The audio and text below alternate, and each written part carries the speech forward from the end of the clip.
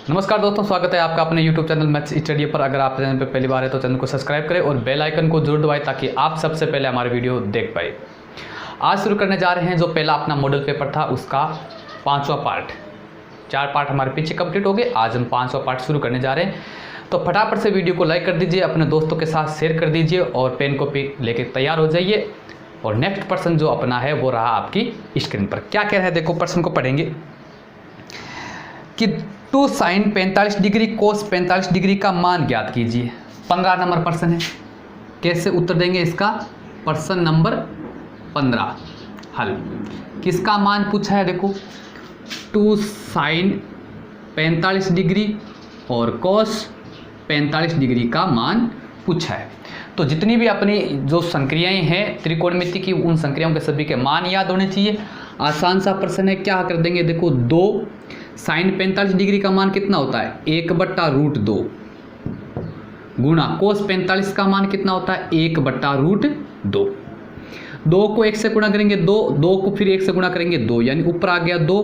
√2 को √2 से गुणा करते हैं तो कितना आता है बताओ 2, और 2 से 2 कट गया, कितना आया उत्तर 1। आंसर 15 नंबर प्रश्न का आंसर निकाल दिया। यानी आपको त्रिकोणमिति जो अनुपात है उनके जो कोणों के मान है वो याद होंगे, तो आसानी से आप इस प्रकार के प्रश्न है वो हैंडल कर सकते हैं।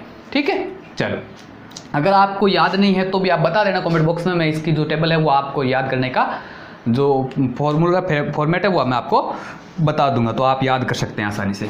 अगला प्रश्न देखो आपकी स्क्रीन पर, प्रश्न नंबर 16। 16 नंबर प्रश्न क्या कह रहा है कि एक पहाड़ी का ढलान 36 से 60 डिग्री का कोण बढ़ाता है। देखो इस प्रश्न की लैंग्वेज समझना जरूरी है, नहीं तो ये प्रश्न समझ में नहीं आएगा।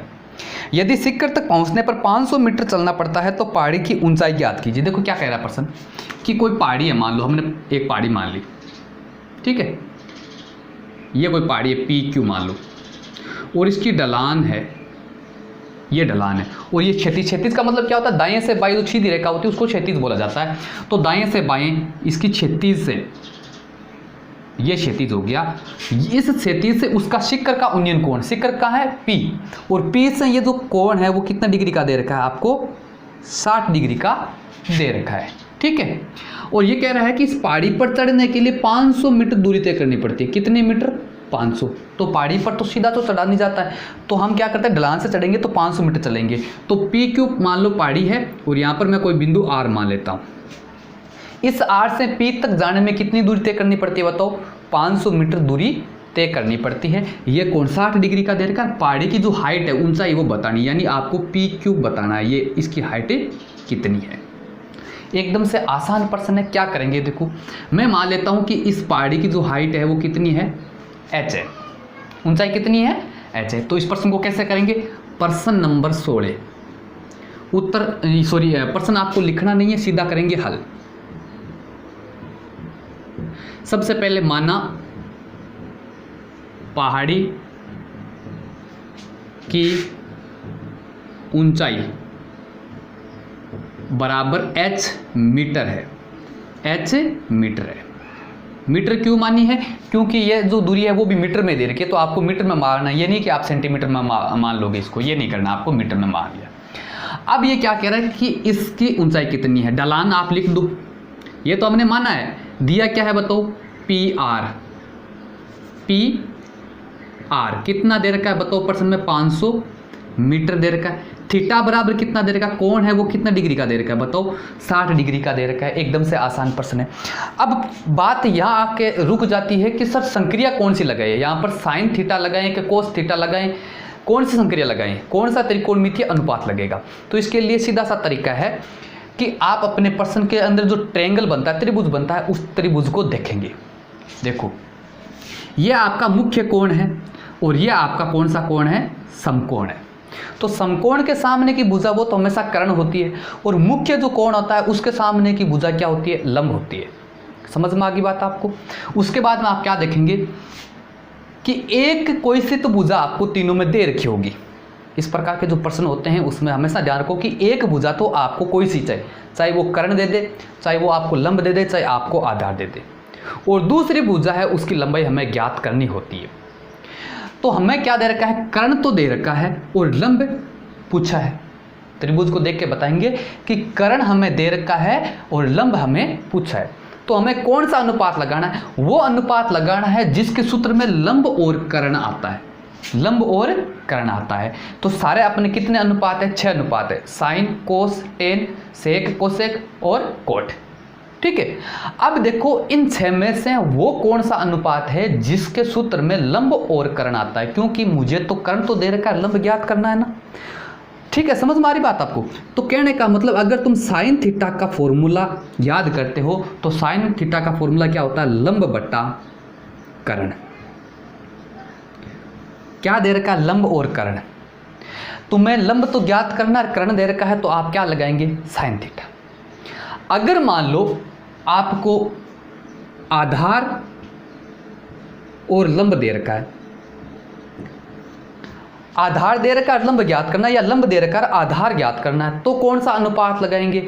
आपको वो अनुपात लगाना है जिसके सूत्र में ये दोनों आ जाए। जिसके सूत्र में यहाँ पर टेन मत लगा देना, क्योंकि ज़्यादातर जो क्वेश्चन होते हैं उनमें टेन लगता है तो बच्चे टेन लगाते हैं। टेन नहीं लगाना, क्योंकि आपको लंब तो ज्ञात करना है, कर्ण दे रखा है, तो लंब और कर्ण में कौन सा सूत्र होता है? या तो तुम साइन थीटा लगाओ या फिर कोसेक थीटा लगाओ। इसका अपोजिट होता है ना, कोसेक थीटा। कोसेक थीटा बराबर होता है कर्ण बटा लंब, उसमें भी कर्ण बटा लंब है। तो जो आपकी मर्जी है, जिसका मान आपको याद है इस कोण के साथ, वो आप लगा सकते हैं। ठीक है, और मान लो कि आधार आपको दे रखा है, लंब ज्ञात करना है, आधार दे रखा तो लंब ज्ञात करना है, या फिर लंब दे रखा है आधार ज्ञात करना है, तो आपको क्या करना पड़ेगा? वो सूत्र लगाना है जिस पर लंब और आधार होता है। किस में होता है? टेन में होता है।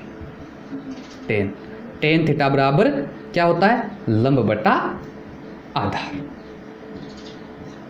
ठीक है, तो यहाँ पर हमेशा ध्यान रखो, इसका मैंने आपको हिंट दे दिया है कि आपको कौन सा अनुपात लगाना है। जो 6 त्रिकोणमितीय अनुपात है उनमें से कौन सा अनुपात लगाना है। तो इसके लिए सीधी सी बात है कि एक जो भुजा दे रखी है वो, और जो ज्ञात करनी है वो दोनों भुजा किसके सूत्र में होती है?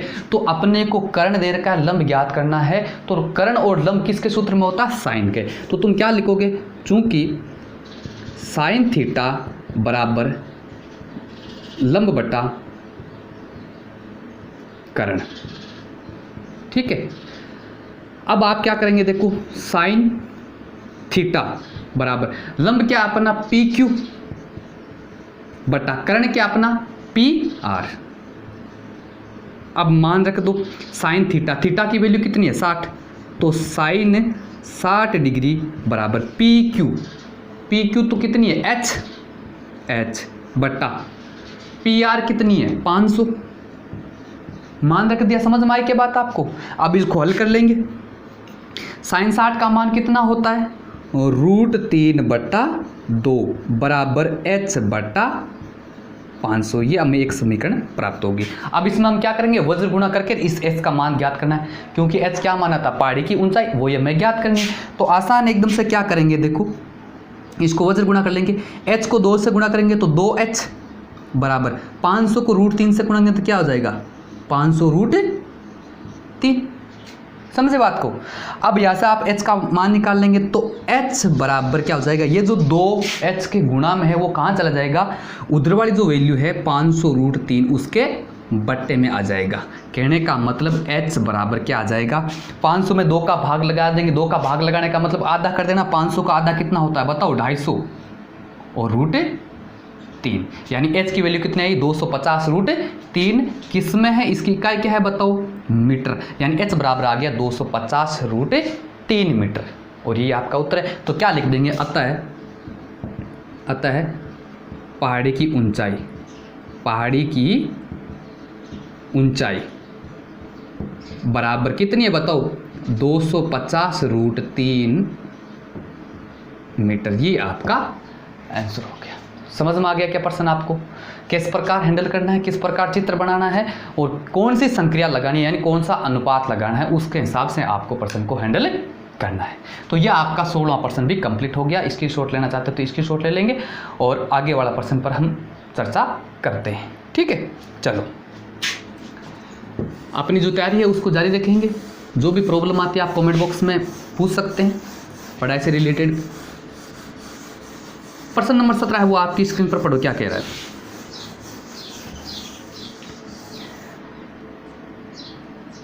कह रहा है कि एक दी गई आकृति में यदि ओ ए बराबर 5 सेंटीमीटर, ए बी बराबर 8 सेंटीमीटर तथा ओ डी जीवा ए बी बराबर लंब है तो सी डी का मान ज्ञात कीजिए। देखो एक फिगर दे रखी है आपको, पहले हम आकृति बना लेते हैं। ये कोई वर्त दे रखा है और इसका केंद्र क्या है बताओ, ओ केंद्र है।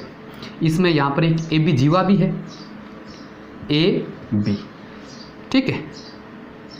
ओ ए को मिलाया हुआ है और O को जीवा को काटते हुए D से मिलाया गया, यहाँ पर C बिंदु है। ये आपको एक आकृति दे रखी है, ठीक है। और इस आकृति में जो चीज़ें दे रखी है वो लिख लेते हैं। देखो प्रश्न नंबर 17 क्या करेंगे, दिया गया लिख लेंगे। सबसे पहले दिया गया क्या क्या दे रखा है प्रश्न में, ओ ए बराबर 5 सेंटीमीटर, ठीक है। साथ साथ में हम प्रश्न में भी लिख देते हैं, यानी ये कितनी है बताओ, 5 सेंटीमीटर है। उसके बाद में दे रखी है आपको ए बी बराबर, ए बी जो जीवा है, ए बी बराबर ये दे रखी है आपको 8 सेंटीमीटर, ठीक है। और साथ साथ में ये भी कह रहा है कि जो ए बी है, जीवा ए बी पर लंब है, ओ डी जो है ये रेखा ओ डी, ये लंब है किस पर, जीवा ए बी पर लंब है। तो सी डी का मान पूछा आपको, किसका मान पूछा है बताओ, सी डी बराबर कितना होगा। ये सी डी, ये जो इतनी जो दूरी है, इस दूरी का मान आपसे पूछा है, ठीक है। एकदम से आसान प्रश्न है, थोड़ा सा ध्यान लगाएंगे आप। देखो आप क्या देख रहे हैं कि जो भी यहाँ पर जो चीज़ दे रखी है उसको ध्यान से देखते हुए ये देखेंगे कि देखो ओ डी जो है वो बोल रहा है कि ए जो जीवा ए बी उस पर लंब है, और ओ डी कहाँ से आ रही है, केंद्र से आ रही है। तो अगर आपको एक थ्योरम याद है, एक परिमेय याद है, कौन सी, कि केंद्र से जीवा पर डाला गया लंब, ये केंद्र से ना जीवा पर डाला गया लंब, यहाँ पर ये लंब है, जीवा को समद्विभाजित करता है। जीवा को क्या करता है, समद्विभाजित। जीवा पूरी कितनी है बताओ, 8 सेंटीमीटर। तो ये सी बिंदु पर काटती है तो इधर 4 सेंटीमीटर हो जाएगा और इधर भी 4 सेंटीमीटर हो जाएगा। समझ में आ गई क्या बात, क्यों हो गया, क्योंकि हमने एक थ्योरम पढ़ी है, कौन सी, कि केंद्र से जीवा पर अगर कोई लंब डाला जाता है तो वो लंब जीवा को बराबर 2 भागों में बांट देता है। तो ये जो ओ डी है ये इस जीवा ए बी पूरी 8 सेंटीमीटर थी ना, उसको आधा आधा कर देता है, यानी 2 भागों में 4 सेंटीमीटर में बांट दिया। क्या करेंगे देखो, चूंकि ए सी, हम ए सी ज्ञात कर लेते हैं, ये जो ट्रायंगल है ना उस ट्रायंगल के सारे हम इसका मान ज्ञात करेंगे। तो ए सी बराबर, ए सी ज्ञात कर लेते हैं, ए सी बराबर, ए सी जो है वो पूरी जीवा की क्या होगी, आधी होगी।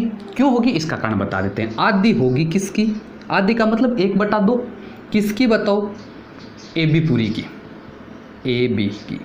ये बात समझ में आ गई क्या, जो ए सी है वो इस पूरी जीवा की आधी है। अब इसका कारण लिखेंगे कोष्टक में, केंद्र से जीवा पर डाला गया लंब जीवा को समद्विभाजित करता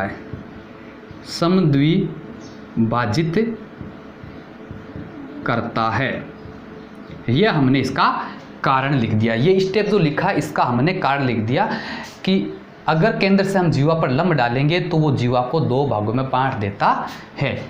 अब मान निकालो एसी का, एसी बराबर 1/2 गुणा ए बी कितनी है बताओ, 8 सेंटीमीटर, 8 सेंटीमीटर, ये कट जाएगा 4 बार, 4 सेंटीमीटर।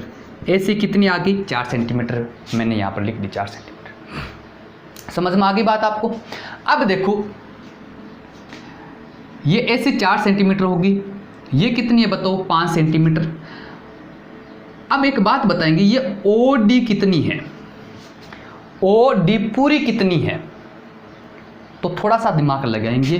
तो हमें प्रश्न में क्या दे रखा है कि ओ ए है वो 5 सेंटीमीटर है, तो ओ डी भी कितनी होगी, 5 सेंटीमीटर होगी। क्यों होगी 5 सेंटीमीटर? क्योंकि ये भी त्रिज्या और ये भी त्रिज्या। त्रिज्या तो एक ही वृत्त की 2 त्रिज्याएं तो बराबर होती है। समझ गए बात को आप?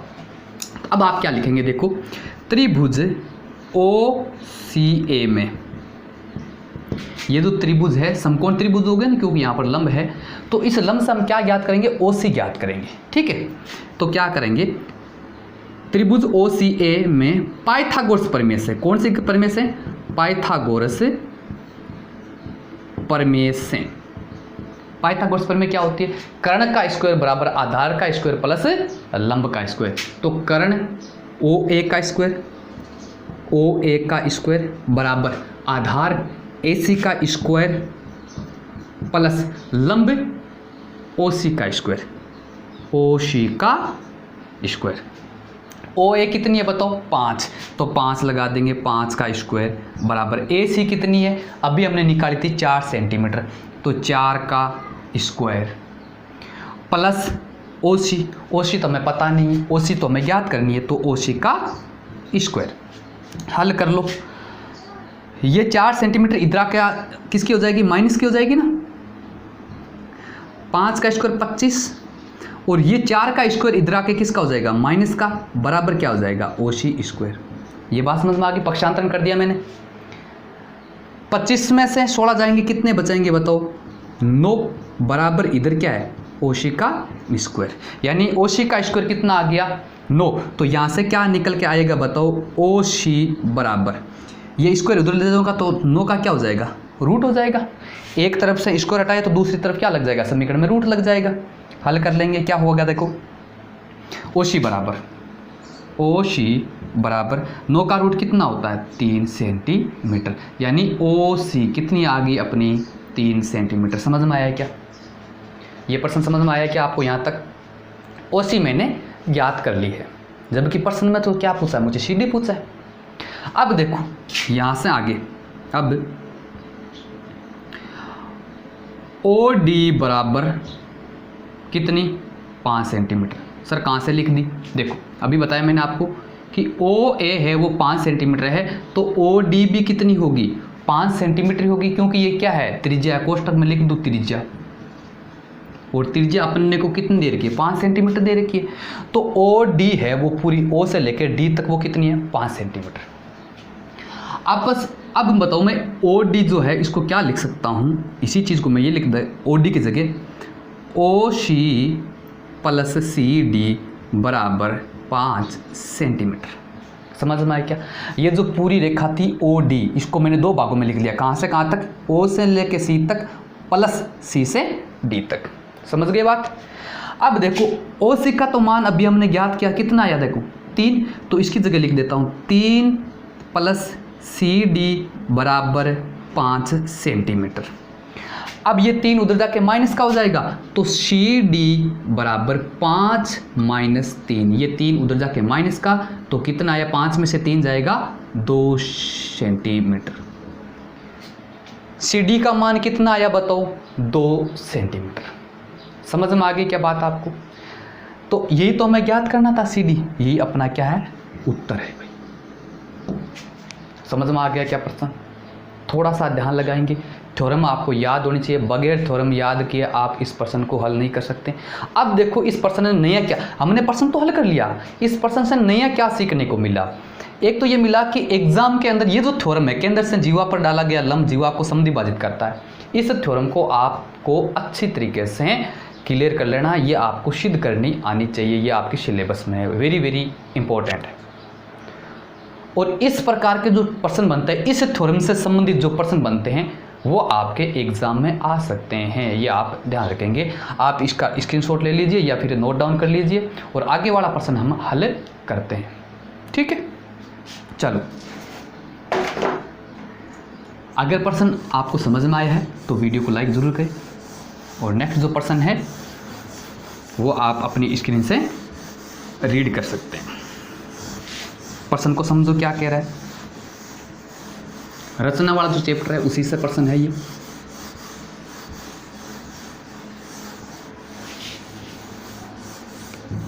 चलो, प्रश्न नंबर 18। एक 10 सेंटीमीटर लंबाई का रेखाखंड खींचकर उसका 2:3 आंतरिक विभाजन कीजिए। रचना वाला जो चैप्टर है वहाँ से है ये, देखो कि एक 10 सेंटीमीटर रेखाखंड खींचना, उसको 2:3 में डिवाइड करना है। ठीक है, प्रश्न नंबर 18 हल। रचना वाला प्रश्न है, तो सबसे पहले तो आप क्या करेंगे, अपनी स्केल लेके और एक 10 सेंटीमीटर लंबाई का रेखाखंड खींचेंगे। मैं ऐसे ही रफली खींच रहा हूँ, आप माप के और 10 सेंटीमीटर का कोई रेखाखंड खींच लेंगे। ठीक है, ये हमने 10 सेंटीमीटर का कोई रेखाखंड पी क्यू खींच लिया, पी क्यू खींच लिया, समझ गए। अब ये जो रेखाखंड है इसकी लंबाई हमने कितनी तय की है बताओ, 10 सेंटीमीटर, जितनी हमें प्रश्न में दे रखी है।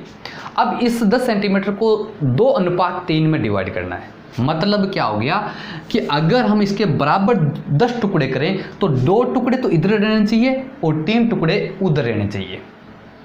सॉरी, 5 टुकड़े करें तो टोटल देखो 2:3 में तोड़ना ना आपको, 2:3 में टोटल 5 टुकड़े करने के बाद में आपको क्या करना है, 5 टुकड़े करने के बाद में 2 टुकड़े इधर छोड़ने, 3 टुकड़े उधर छोड़ने।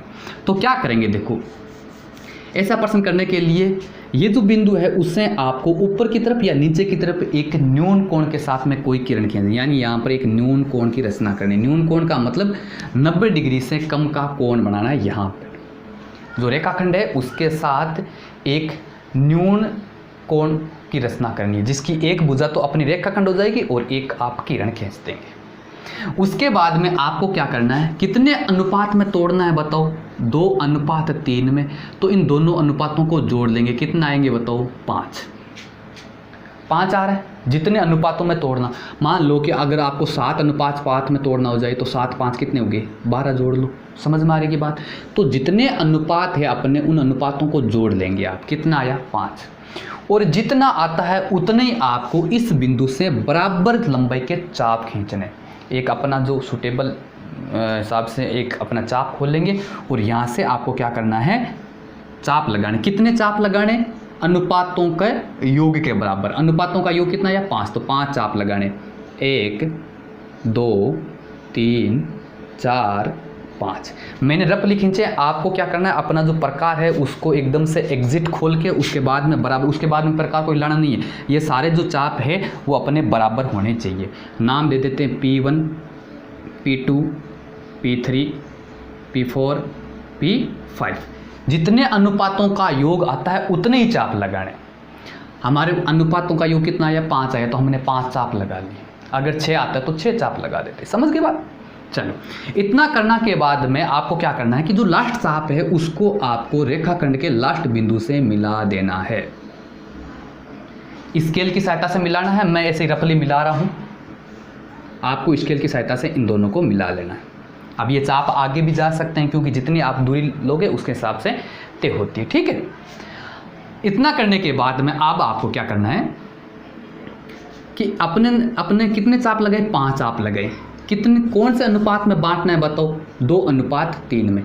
तो 2:3 में तो आप कहाँ लगेंगे, P2, जितने पहला वाला अनुपात है उतने बिंदु पर जाएंगे। P2 ये रहा। अगर यहाँ पर 5 होता तो हम 5 पर चले जाते। समझ में आ रही की बात आपको। तो पहले वाला अनुपात है उतने नंबर का जो बिंदु है, पहले वाला अनुपात 2, तो 2 नंबर का P2 ये रहा। इस बिंदु पर ऊपर की तरफ ये जो रेखा है P5Q, इसके समांतर यहाँ पर आपको एक रेखा खींचनी है, इसके समांतर होनी चाहिए। अब समांतर कैसे खींचते हैं, सबसे पहले आप क्या करेंगे, इस बिंदु पर P5 पर चाप लगा के आप इस रेखा को ऐसे काट लेंगे। समझ गए। उसके बाद में चाप को हिलाना नहीं है, P2 से ही आप ऐसा ही चाप ऐसे लगाएंगे। समझ में आगे की बात आपको। क्या किया मैंने, सबसे पहले आपको ऐसे चाप लगा लेना है इस बिंदु पर, इसको पूरे को काटना है, ठीक है, और उतना ही चाप आप इधर लगाएंगे। उसके बाद में क्या करना है, यहाँ पर इस किरण को जहाँ पर ये इसने काटा है वहाँ पर चाप लगा, और फिर चाप को आपको क्या करना है, एडजस्ट करना है। समझ में आ रही है ना, अपना जो चाप है उसको एडजस्ट करना है, इस बिंदु पर रखे और इतना लेना है आपको। इतना कितना एडजस्ट करना है, इस बिंदु पर रखना है, यहाँ पर यहाँ तक लेना है। समझ में आ रही है ना, इस बिंदु पर रखे।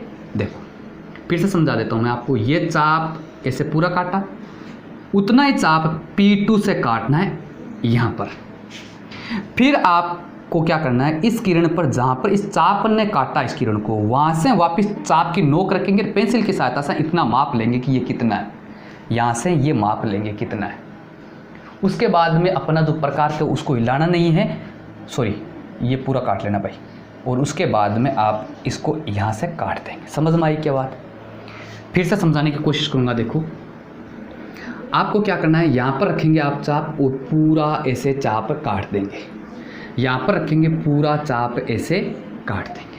अब आप प्रकार हिला सकते हैं, ये दोनों चाप बराबर होने चाहिए।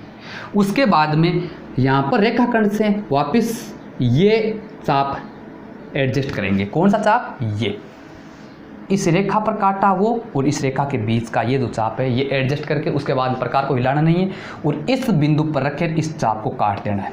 जहाँ पर दोनों चाप काटते हैं उस बिंदु को, चाप वाले बिंदु को और P2 को ऐसे मिला देना है। ये अपनी रेखा को काटता है मान लो R बिंदु पर। कहाँ पर काट रहा है? R बिंदु पर। ये P5 और Q और P2R ये दोनों क्या है, एक दूसरे के समांतर है। और जैसे आप ऐसा करोगे तो अपना जो रेखाखंड PQ था उसके दो टुकड़े हो गए। कौन कौन से? PR और RQ। तो ये तो है अपना 2 यूनिट और ये अपना 3 यूनिट। ऐसे काम करना रचना वाला। समझ में आया क्या कुछ? अगर समझ में आया तो कमेंट बॉक्स में बताएंगे, अगर समझ में नहीं आया तो भी कमेंट बॉक्स में बताएं, ताकि अगली वाली क्लास में मैं आपको अच्छे से और समझा सकूं और एक्सप्लेन अच्छे से कर सकता हूं। ठीक है, चलो अब अपनी जो रेखा थी PQ 10 सेंटीमीटर, उसके दो भाग हो गए। एक तो अपना हो गया PR और एक हो गया RQ। PR तो 2 यूनिट और ये अपना 3 यूनिट। पूरी रेखाखंड है वो कितने, कौन सा अनुपात में टूट गई? 2:3 में टूट गई। अब इसकी रचना करेंगे। रचना में क्या करना, जो जो काम आपने किया वो लिख लेंगे। तो सबसे पहले हमने क्या किया, सर्वप्रथम PQ बराबर 10 सेंटीमीटर का एक रेखाखंड खींचा। यह आप अपनी भाषा में जो जो काम कर रहे हैं वो लिख लेंगे। रटना नहीं है कि इसका मतलब ये नहीं कि सर ने जो लिखा दिया या अपनी बुक में जो लिखा हुआ उसको अच्छे से रटेंगे, ऐसा कुछ नहीं करना है। जो जो काम किया आपने वो लिख लेंगे। तो सबसे पहले हमने PQ रेखाखंड खींची थी। उसके बाद में क्या किया था हमने, PQ रेखा के साथ एक न्यून कोण P5 खींचा। ये तो क्या हमने, या और बिंदु दे दो, C दे दो, QPC खींचा। तो क्या करेंगे, PQ के साथ एक न्यून कोण जिसका नाम क्या है, QPC, कोण QPC बनाया। ये हमने कोण बनाया। कौन सा कोण? न्यून कोण। ये कोण हमेशा 90 डिग्री से कम का रहेगा। उसके बाद में हमने क्या किया, देखो P बिंदु से PC किरण पर 5 चाप इस प्रकार लगाए। क्या जो हमने काम किया, ये 2 नंबर था। तीसरा पॉइंट क्या करेंगे, आप क्या लिखेंगे, किरण PC पर 5 चाप। अब ये 5 कहाँ से आया बताओ, 2+3। अपना जो अनुपात थे ना 2:3, उसको ही जोड़कर लिखना है। किरण PC पर 5 चाप इस प्रकार लगाए। इस प्रकार लगाए कि, कैसे लगाए कि ये 5 चाप बराबर है, यानी P और P1 की जो दूरी है, P और P1 की दूरी वो किसके बराबर है, P2 P3 इस दूरी के बराबर है। ये किसके बराबर है, इसके बराबर। तो आगे लिख देंगे P3 P4 बराबर P5। यानी कहने का मतलब P1 से P और P1 के बीच की दूरी, P1 के बीच की दूरी P2 P3 के बराबर है। सॉरी P1, एक मिनट मैंने गलत लिख दिया, सॉरी। P और P1 बराबर P1 से P2 के बीच की दूरी, P1 से P2 के बीच की दूरी बराबर है किसके बीच की दूरी, P2 से P2 P3। ये बराबर है किसके, P3 P4 के बीच, इस दूरी के बराबर है। ये दूरी किसके बराबर है, P4 P5 के बराबर है। ये 5 चाप हमने इस प्रकार लगा दी। ये कहने का मतलब ये जो 5 चाप है ये सारे के सारे चाप क्या है बताओ, बराबर है। ठीक है, उसके बाद में हमने क्या, चाप लगाने के बाद में हमने क्या किया था बताओ, P5 को Q से मिलाया, अंतिम चाप को उस वाले सिरे से मिलाना। तो चौथा काम क्या किया हमने, 4 नंबर P5 को Q से मिलाया। और पांचवा काम हमने क्या किया, P5 और Q जो रेखाखंड है, इस रेखाखंड के समांतर एक रेखाखंड खींचा, कौन सा, P2R खींचा हमने, P2R खींचा ना। तो क्या लिखेंगे, P5Q समांतर P2R खींचा। प्रकार की सहायता से खींचा वो नहीं लिखना हमने, तो ये जो काम किया वो लिख देंगे कि ये इसके समांतर एक रेखाखंड खींचा। बिंदु R PQ को 2:3 में विभाजित करता है। बस ये जो बिंदु R है वो बिंदु R PQ को 2:3 में विभाजित करता है, और ये अपने को काम करना था। समझ में आया क्या प्रश्न, क्या करना था। प्रश्न में कह रहा था कि एक 10 सेंटीमीटर रेखाखंड खींचो और उस रेखाखंड को आपको 2:3 में आंतरिक विभाजन करना है। तो हमने क्या किया भाई, सबसे पहले PQ रेखाखंड खींची, उसके साथ में यहाँ पर एक न्यून कोण बनाया, फिर 5 हमने चाप काटे बराबर, कहाँ से आया 5, कहाँ से आया, अनुपातों का योग किया। उसके बाद में हमने क्या किया बताओ, जो P5 अंतिम चाप था उसको हमने किससे मिलाया, रेखाखंड के अंतिम बिंदु से मिलाया, इस रेखा के समांतर एक रेखा खींची। अब प्रश्न आता है कि सर रेखा यहीं से क्यों खींची आपने, यहाँ से क्यों नहीं खींची। प्रश्न में क्या कह रहा है, 2:3 में, तो 2 नंबर वाला जो पॉइंट है, 2 नंबर P1 P2 आ गए ना, तो P2 से इसको यहाँ से मिला देना है। समझ में आ गई बात। और जैसे ही आप ये पैरेलल इसके पैरेलल कोई लाइन खींचोगे तो वो अपनी जो PQ रेखाखंड थी उसको 2:3 में डिवाइड करेगा। समझ में आ गई क्या बात। तो इस प्रकार हमने ये रचना वाला जो प्रश्न है उसको एकदम से समझ लिया है, और आगे वाला जो खंड है अपने वो उसको नेक्स्ट क्लास में करेंगे, क्योंकि क्लास हमारी बड़ी हो जाएगी और बच्चे पसंद यही करते हैं कि बस आधा घंटा की क्लास हो और आधा घंटा में हम पढ़ लेंगे। और इससे रिलेटेड जितने भी प्रश्न होते हैं जो काटने वाले, अनुपात में काटने वाले, रचना करने वाले जो प्रश्न होते हैं वो 2 या 3 प्रश्न है मेरे हिसाब से, 2 प्रश्न है। वो प्रश्न आप अपने नोटबुक में देख लेके उसको कर लेंगे, क्योंकि इस प्रकार का प्रश्न आने की संभावना है, तो उसको आप अच्छे से तैयार कर लेंगे। तो ये अपना खंड ख था वो पूरा हो गया, सेकंड खंड था वो पूरा हो गया। सेकंड खंड के जितने भी 8 प्रश्न हैं, इसमें 8 प्रश्न है, प्रत्येक कितने नंबर का है, 2 नंबर का है। टोटल कितने नंबर बनते हैं बताओ, 16 नंबर का ये खंड आपको मैंने कंप्लीट करवा दिया। पहला खंड था वो अपना 20 नंबर का था, और ये 16 नंबर, 20 और 16 36 नंबर आपके मैंने आपको क्लियर करवा दिए हैं मॉडल पेपर फर्स्ट के। इस हिसाब से हम तैयारी करेंगे। तो क्लास का जो टाइम है वो कंप्लीट हो गया है, और अपनी तैयारी है वो अच्छे से करते रहिए। वीडियो को लाइक कर दीजिए, अपने दोस्तों के साथ शेयर कर दीजिए। मिलते हैं अगले वाली क्लास में, तब तक के लिए जय हिंद जय भारत।